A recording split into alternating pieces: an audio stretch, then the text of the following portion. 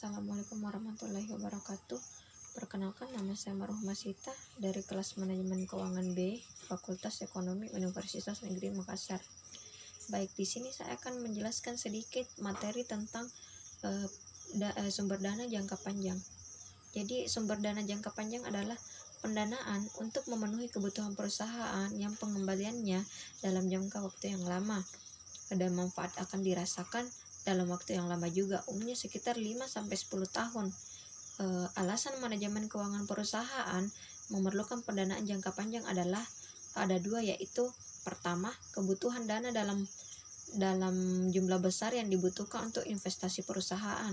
Yang kedua, laba ditahan perusahaan tidak mencukupi atau tidak ada untuk memenuhi kebutuhan pendanaan perusahaan. Misalnya, sebuah perusahaan yang ingin melakukan pembangunan usaha seperti ingin membeli aset tetap berupa tanah, mesin, atau pembangunan pabrik, akan memerlukan tambahan dana segar dalam jumlah yang besar. Pendanaan jangka pendek tentu tidak akan sanggup mengatasinya karena jumlahnya yang relatif kecil, maka dibutuhkan sumber dana jangka panjang untuk memenuhinya. Kemudian jenis pendanaan jangka panjang ada dua, yaitu diperoleh dari utang, yang kedua diperoleh dari modal. Sumber dana dari utang, yaitu utang di sini adalah utang jangka panjang. Perusahaan meminjam dana kepada pihak lain dan melunasi kembali pinjaman pokok beserta biayanya dalam tempoh waktu yang lama.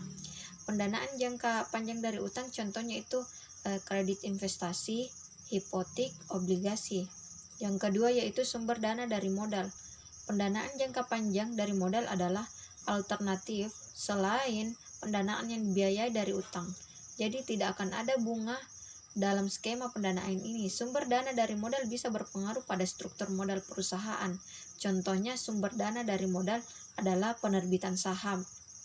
Jadi sedikit tambahan yaitu laba ditahan. Laba ditahan adalah bagian atau seluruh laba yang dihasilkan perusahaan di periode sebelumnya yang digunakan kembali untuk membiayai kebutuhan perusahaan.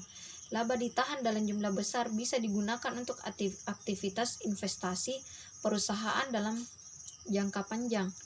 Atau paling tidak laba ditahan bisa mengurangi dana yang dibutuhkan untuk melakukan kegiatan jangka panjang perusahaan, sehingga kebutuhan dana dari sumber pendanaan yang lain tidak terlalu besar.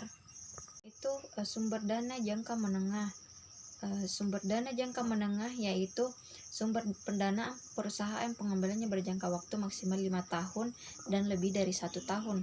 Sumber dana jangka menengah diambil oleh manajemen keuangan perusahaan karena adanya kebutuhan yang tidak dipenuhi jika menggunakan instrumen sumber pendanaan jangka pendek, tetapi juga berlebihan jika menggunakan pendanaan jangka panjang.